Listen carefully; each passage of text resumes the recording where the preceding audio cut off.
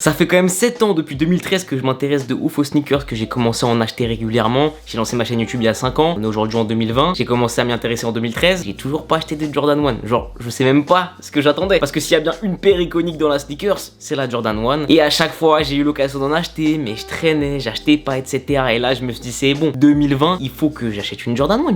C'est obligatoire quand même, c'est obligé, tu vois, quand tu kiffes les sneakers. Aujourd'hui, c'est même mon taf, les sneakers, d'en parler sur YouTube, etc. Et j'ai pas de Jordan 1. Il fallait remédier à ça. Dans ce carton, il y a ma première paire de Jordan 1 et je vous assure, je suis trop content. Du coup les amis, on se retrouve aujourd'hui pour l'unboxing de ma première paire de Jordan 1. Enfin bordel, depuis le temps que je l'attendais. J'espère que vous allez bien, que tout se passe bien de votre côté. Je suis super content aujourd'hui. Enfin, j'ai mon petit sésame. En vrai de vrai, j'ai failli acheter plusieurs fois des Jordan 1 High. Bien sûr, dans cette vidéo, je vais évoquer que les Jordan 1 High. Pour ce qui est des mid, j'en ai pas. Je pense pas que j'en achèterai tout de suite. Mais je vous prépare un sujet spécial qui sortira dimanche. Et le sujet, ce sera: faut-il acheter la Jordan 1 mid? Parce que c'est vrai que c'est une paire qui fait beaucoup débat en fait. Soit les gens la détestent, soit les gens l'adorent. Et je parle pas d'un modèle en particulier, hein, je parle vraiment de la mid en général. Et moi j'ai un avis assez particulier là-dessus. Je pense que malgré tout, même si je suis pas un grand fan de la paire, ça reste une très bonne paire. Je vous expliquerai pourquoi dans la vidéo de dimanche. En attendant, on va se concentrer sur ce qu'il y a là-dedans. C'est une paire que je n'ai pas eu sur Nike Sneakers. Je l'ai eu grâce à quelqu'un de Twitter, Nouma, certains le connaissent. Il m'a proposé la paire qui est dans ce carton prix retail. Et moi j'ai dit oui, c'était le moment ou jamais, tu vois. C'était grave le moment ou jamais. Attention, je vais ouvrir le carton. C'est pour ça du coup qu'il est ouvert, hein. Il a déjà ouvert le carton et il me l'a renvoyé derrière. C'est toujours cool de trouver une petite paire de Jordan 1 après sortie pré-retail. Je pense que aujourd'hui c'est pas un truc qu'on arrive tout le temps à faire, donc c'est cool. En attendant d'ouvrir ce petit carton, je vous invite à vous abonner à la chaîne, activer la petite cloche des notifications et à lâcher un petit like si vous êtes content que enfin j'ai acheté une Jordan 1. Quelle excuse je trouverais pas pour demander des likes. 2020, on a plus honte de rien. Je sors la paire du carton. Ah, attention, on a le petit papier. Bon, le vendeur a mis un petit papier dans la boîte avec écrit SO, la L Corp. Attention, je vais la découvrir en même temps que vous.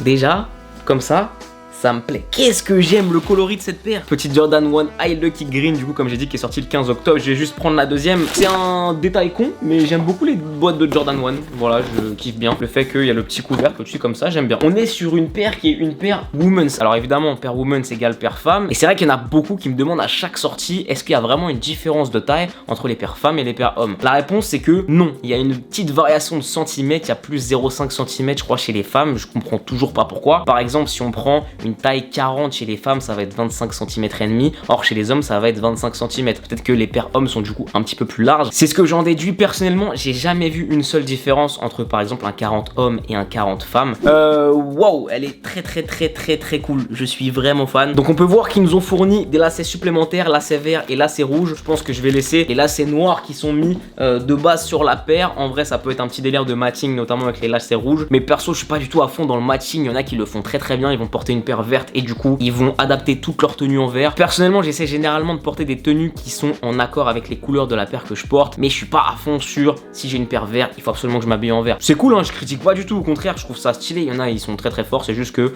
moi, je suis pas trop là-dedans et j'ai pas trop envie de me prendre la tête là-dessus en fait, surtout. Ok, j'ai enlevé le petit tag Nike pour qu'on voit mieux la paire. Je suis trop fan du coloris. Vraiment, je la trouve très cool. Au niveau des détails, bon, en vrai, on est sur une Jordan 1 classique, une high, important de le préciser encore une fois. Le petit Nike Air sur la languette est écrit en rouge. On a un petit détail sur le talon rouge et blanc. Le tag Air Jordan qui est en rouge. Toute la paire est ensuite en cuir et on a une espèce de cuir verni pour ce qui est du souche. Je sais pas si on verra à la caméra, mais du coup, le souche, donc le logo Nike, est brillant des deux côtés, autant à l'extérieur qu'à l'intérieur. Je pense pas que ce soit la meilleure paire de Jordan 1 sortie niveau cuir, parce qu'il y a eu du lourd quand même qui est sorti. En vrai, ça varie des fois d'une sortie à une autre, mais pour une paire women's, c'est vrai que généralement, on peut avoir des cuirs qui sont peut-être un peu moins bons sur les women's. Là, bah écoutez, je trouve ça vraiment propre, hein. J'ai pas grand chose à dire. C'est pas le meilleur cuir, c'est pas le top qualité Nike, je pense, mais c'est très loin d'être la pire. Et surtout, ce que j'aime bien, c'est la différence de blanc entre le blanc en fait qu'il y a sur la paire en cuir et le blanc un peu cassé de la semelle avec la semelle d'usure qui est en noir. Bon, c'est vrai que ça fait un moment que je vous dis je vais acheter une Jordan 1 et je vous avais surtout dit je pense que la première paire de Jordan 1 que je vais acheter ça va être la Obsidian. C'était le plan à la base. Sauf qu'entre temps j'ai vraiment kiffé ce coloris. J'ai eu l'occasion de l'avoir pré-retail, donc prix vendu dans les magasins ou sur les applications, etc.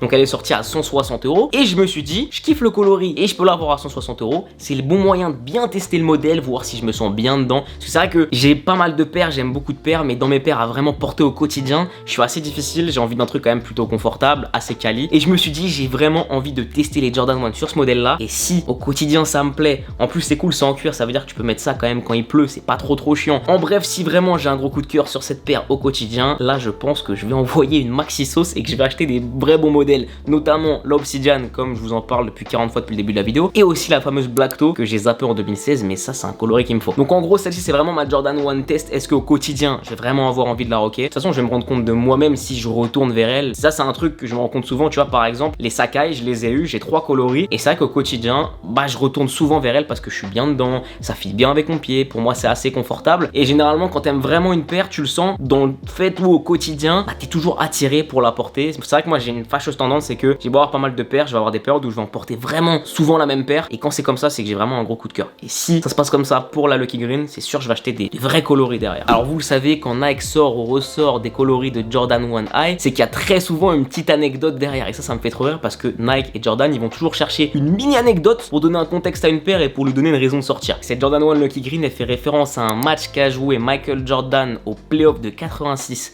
à Boston où il a marqué 63 points. Il y a un petit détail qui est intéressant et que je viens de voir, il se situe à l'intérieur, donc j'enlève la languette et les lacets. On peut voir à l'intérieur sur la semelle un motif de parquet qui fait, je pense, référence au parquet sur lequel Michael Jordan a marqué 63 points en 86 à Boston. Ça me paraît plutôt logique, mais c'est là où l'héritage de Jordan est trop fort, c'est que sur n'importe quelle paire au coloris, tu peux raconter n'importe quelle anecdote. En vrai, pour moi, pour que cette paire elle fasse encore plus de bruit, il fallait l'appeler Henken. Il y a du vert, du blanc, du rouge. Tu l'appelais Henken comme la Dunk Low SB là qui date d'il y a longtemps. Pour moi, ça a pété le score encore plus, hein. C'était un meilleur contexte, tu vois. Au niveau des prix, on peut la trouver entre 200 et 250 euros, 270 euros selon les tailles les plus extrêmes. Et pour résumer, voilà un peu à quoi ça ressemble. Je pense que vous l'avez vu depuis tout à l'heure. C'est pas la plus folle, mais je pense que je vais me régaler avec. Bon, on est parti maintenant pour la petite session essayage. J'ai donc premièrement porté la paire avec une petite chemise flanelle Dickies basique, t-shirt noir, pantalon noir. En fait, j'ai voulu la passer vraiment avec une tenue du quotidien. Pour moi, c'est plutôt réussi. En vrai, je trouve que ça passe plutôt bien. Même avec un peu de vert, ça rappelle un peu les couleurs de la paire. Perso, j'ai pas d'habit vert à la maison, mais vous avez capté, cette tenue, ça montre juste que c'est très simple à porter. Maintenant, qu'est-ce que serait un de mes essayages sans un petit pantalon cargo? Les gars, je suis obligé. Du coup, j'ai fait une deuxième petite tenue assez simple que j'aime plutôt bien. Hoodie noir, cargo entre le vert et le noir et la petite paire de Lucky Green au pied. Moi je trouve que ça passe bien, je me verrais bien porter la paire avec cette tenue. Je pense que c'est plutôt cette tenue que je vais privilégier de mon côté pour porter la paire. Le pan tombe bien sur la paire. Il y en a qui n'aiment pas ça, je sais, certains préfèrent les pantalons un peu plus serrés. Moi j'aime vraiment bien et du coup ça permet de rendre la paire un peu moins grosse par rapport à ce qu'elle est de base et je trouve que ça passe plutôt bien. Alors c'est vrai que là je vous présente la paire essayée avec deux tenues plutôt sombres, un pantalon vert très foncé et un jean noir, mais en vrai avec un jean bleu clair ça peut être très sympa aussi. Du coup même si la paire est vraiment bien verte, assez colorée avec du rouge etc, et ben on peut se rendre compte quand même que je pense que ça se porte plutôt facilement.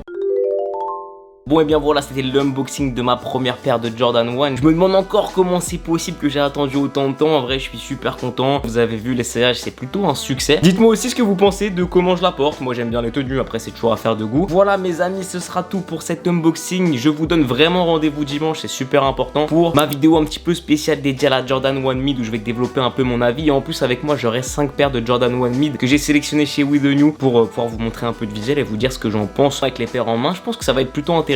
J'ai hâte de vous proposer ça. N'oubliez pas le petit like si vous avez kiffé la vidéo. Abonnez-vous en activant la petite cloche des notifications. Et c'est vrai que j'en parle jamais, mais venez me suivre aussi sur Instagram si vous voulez voir un petit peu les détails des vidéos, quand elles sortent, etc. Voir des petites photos. Bref, de toute façon, je vais pas vous réexpliquer le concept d'Instagram. En 2020, je pense que vous connaissez. Venez me rejoindre sur Instagram, il est dans la description. Voilà, c'est tout pour moi. À très vite pour une nouvelle vidéo. D'ici là, portez-vous bien. À dimanche. Peace.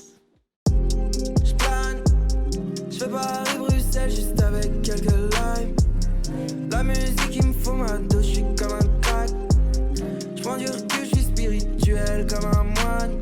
Je converse qu'avec moi, oh. Je plane, je fais Paris-Bruxelles juste avec